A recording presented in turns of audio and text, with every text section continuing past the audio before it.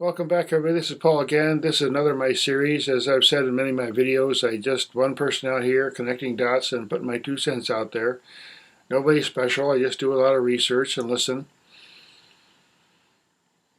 And one of the things that I often get into conflict with people about is that I talk a lot about possible dangers that are going on and the possible that we're in a crisis and so on. And I had a whole long list of videos that I did about 2012, and I told people way back then, look, it's not just one event, it's not just one moment, it's a whole bunch of things. It's kind of like I said before, it's a death of a thousand cuts.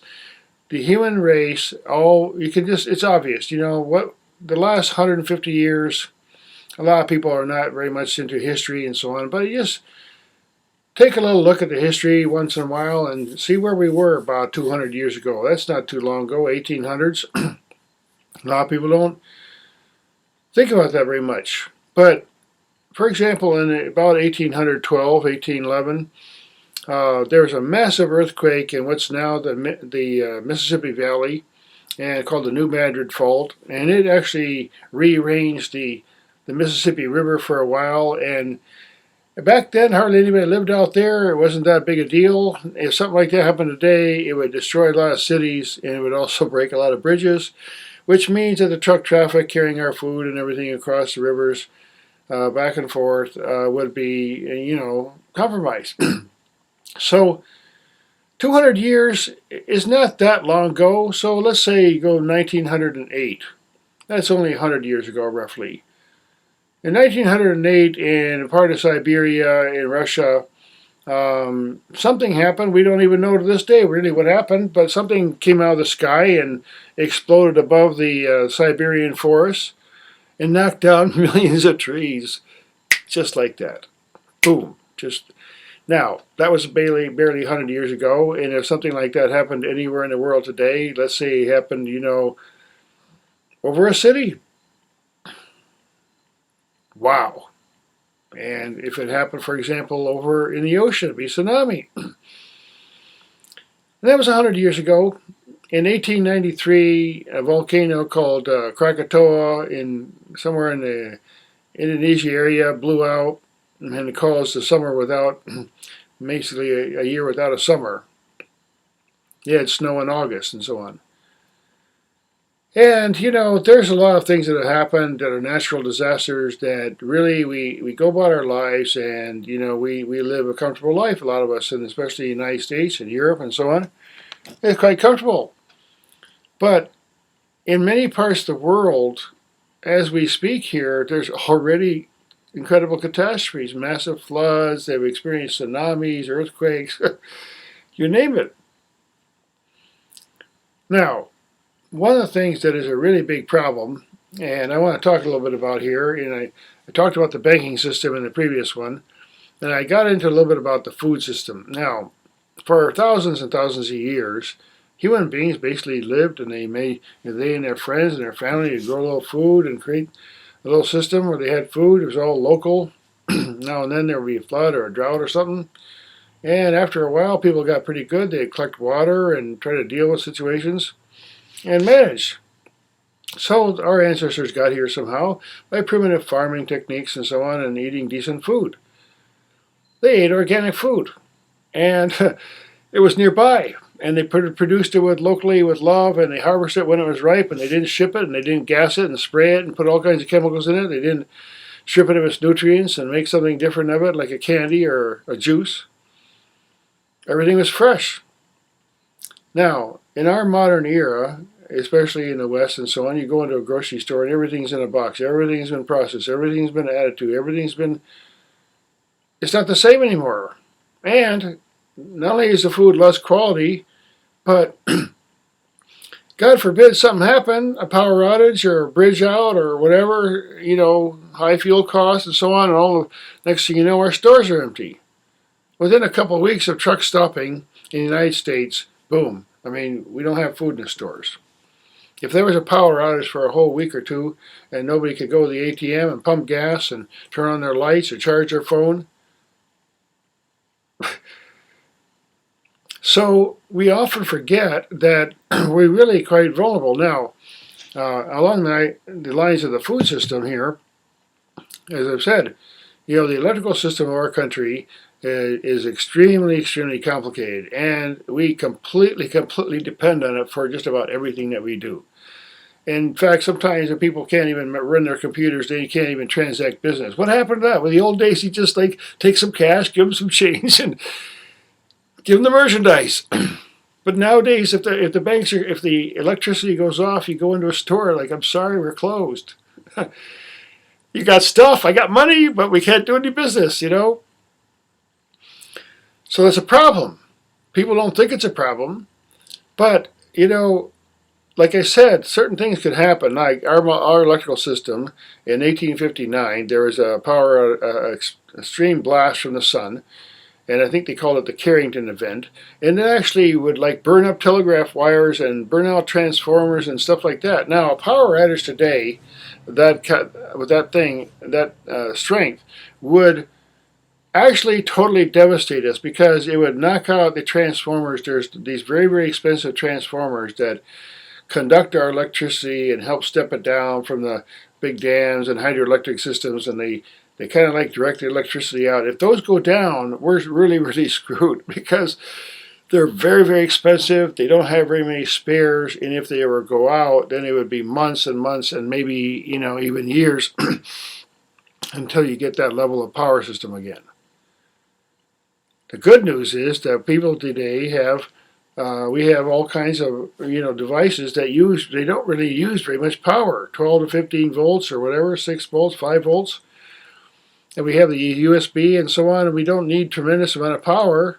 If you want to power a washing machine or an air conditioner or a refrigerator or something like that, you need a little more power. But for a lot of these things that we need in life, like light bulbs, we don't need a tremendous amount of power. And there are systems out there that people can say, hey, let me get a backup system in my house, and I go out without power for 2 weeks, and I can take care of myself. So we got the food, you got the power outage, and then we talk about the weather. Now, again, I've made my statements about climate change. Climate does change. That's the way it is. Always has changed, will change, never will go back. Can't be stopped.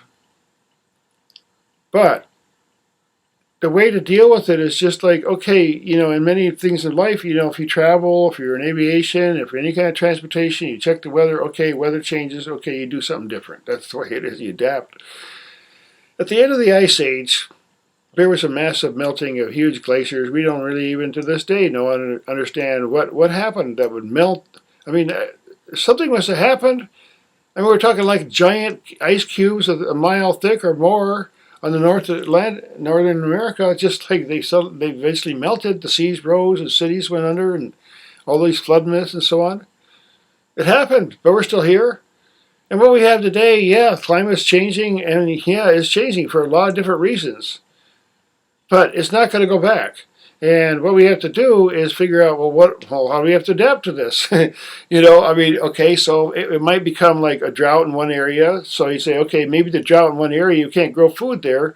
But maybe over here, where it used to be a drought, now they're getting rain, so let's go over there and grow food. And the thing is that we have all these boundaries of countries, and let's say one country gets barren all of a sudden, and the country next door is all got rain. It's like, we're going to have a big war, but why don't they just cooperate? So one of the things that's going to happen is as the population grows, we're going to have to figure out how to grow food or produce more food so we're not so vulnerable. So it's like if the transportation systems and electrical systems go down, we can manage for a while, at least for a while, and kind of rebuild. No catastrophe has to be as terrible as imagined. It can be dealt with. There can be preventative measures, mediation. Anyway, so I talked about weather. Volcanic action here. Volcanic action, a lot of people, you don't go about our lives, you don't care about volcanoes, but a lot of people don't realize underneath the ocean there's millions of volcanoes. Volcanic vents are spewing out heat. They're making the oceans warmer. They're changing the climate. Okay, the ocean is doing a thing, we're shopping at the mall. Okay, we're watching the game. But you add all that up after a while, it's one, people affect the climate, but then there's other things that affect the climate and the sun's rotation and wobble and the sun's activity and all these things, whatever, added up, the climate changes, okay? We got to adapt to it. We're not going to fix it, okay? It's just not, the idea that we're going to fix it, I think, is a little bit ridiculous. Because if it took generations for the climate to change, let's say it's all human related, okay, we go back to 1850s, the industrialization, okay, now we got steam engines, we're pumping out the smoke and the coal and all that stuff, steam engines everywhere. Then we got into oil.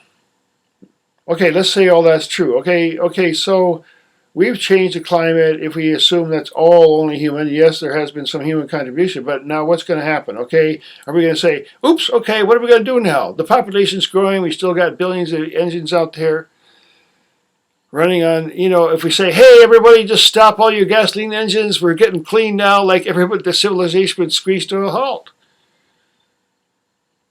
And the assumption that it's going to change anytime soon because of political action, I think is a little dubious, Now, I want to talk a little bit about, I'll talk about ignorance and, that's not stupidity. Ignorance is just not knowing things, information. But political contribution, corruption, all around the world, let's face it, okay? I mean, it's just so easy to just say, look, yeah, corruption exists. It does exist. Of course it exists. In both parties, all countries, wherever money's involved, power's involved, prestige is involved, you can bet there is corruption. And probably a lot of it is secret, and a lot of it is, going on for years and years and years. So let's just assume in all the politics of the world, including the money systems and the corporate systems, there is corruption, and many times on a massive scale. So we can assume that, okay?